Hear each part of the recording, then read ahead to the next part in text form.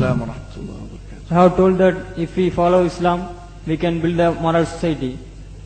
You see, we have 54 Islamic countries.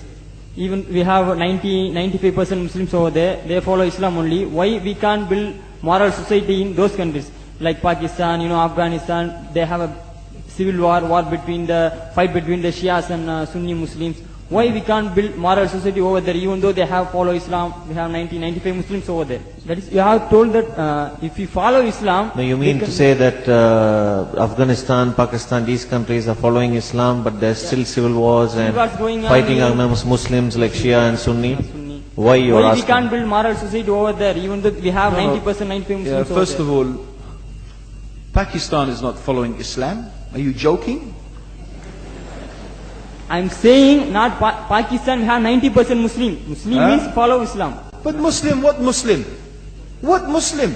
I remember 15 years ago, it's not today and I heard it's worse, 15 years ago I remember going to a wedding in Pakistan. A wedding where men and women were mixing freely. Where the bride was dancing on the stage with all the male members of the family dancing on the stage. I am sure somewhere around, we probably hidden in a corner then, but I hear now it's open, drinking alcohol. What Muslim are we talking about? This was 15 years ago. Now I hear it's even worse. Oh yes, they're Islam. When the bride and the groom are walking to the car, they're holding the Quran over their head for blessing. That Islam? That's not Islam. What Islam is that? That's exactly the thing I'm talking about. That's why Muslims are in such a mess. Because of this nonsense, this hypocrisy, actually they are insulting the Quran by doing that. Amongst all of this haram, they think that the Quran, holding it over their head, is going to bless them because they're holding it. What is that? Where did they get this from? So, I don't know what we're talking about. In fact, this is the problem. You see, the Muslim world itself is so far from Islam. So many you find here in India. I know it's not a Muslim country, but there are lots of Muslims here. But I don't know what sort of Muslim. Most of them go to the dargah and they call upon some dead person in the grave, and they think that by talking to a dead person they're going to have their needs fulfilled. What's the difference between that and worshipping an idol? There's no difference, believe me. It's shirk. I've seen it myself with my own eyes. I'm praying in the masjid.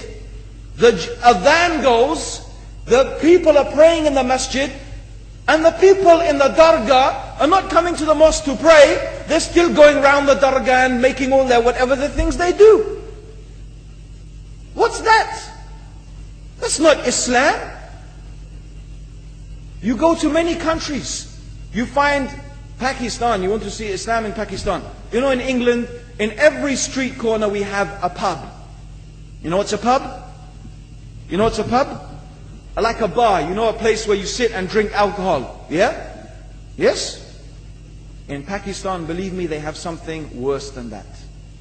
Yes, worse. On every street they have a picture of a palm. Everywhere you see it, hanging from the windows. They have the picture of a palm. What's that advertising? Something worse than drinking alcohol. An invitation to disbelieve in Allah. That they're going to read your hand and tell your fortune. Shirk. It's shirk. Whoever believes, the Prophet said, sallallahu alayhi wasallam, whoever visits a fortune teller out of curiosity, Allah will not accept their prayers for 40 days. Whoever believes in the fortune teller has disbelieved in Allah and His Messenger. That includes, by the way, horoscopes. Yet you see in Pakistan, a picture everywhere of a hand. Worse than a pub. Worse than a pub. It is better to drink alcohol than make shirk with Allah. Yes.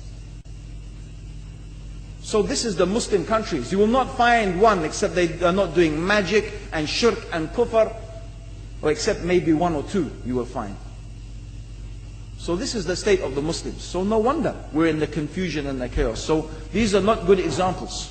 And this is really, in fact, the very reason that I'm saying why we are in such a big mess.